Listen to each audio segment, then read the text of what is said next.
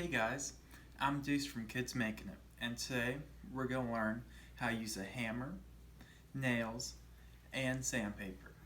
So first we're going to start with the hammer. And the basic things about a hammer is it's easier to use whenever your hand's up here, but it's harder and more efficient to use whenever your hand's down here. And then with the nail, the head of the nail always goes on the top, and then the point of the nail always goes in the wood, because this makes it go in the wood easier.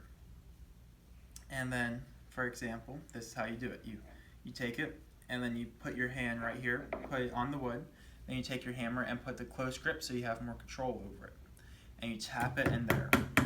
And once it's tapped in there, you can move your hand farther back, and it hits a lot easier in there, but it's a lot easier to actually hit the nail if your hand's closer together like this.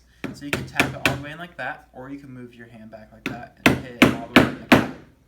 And then once it's in there, then you just finish it all the way down like that, and then it's all the way down. Then your sandpaper has a grippy side on one side and then a word side on the other. And you'll make sure you're using the grippy side on the one side to actually sand the wood. You take it and you hold it, and then you just go back and forth like that until it's all smooth. And thank you for watching.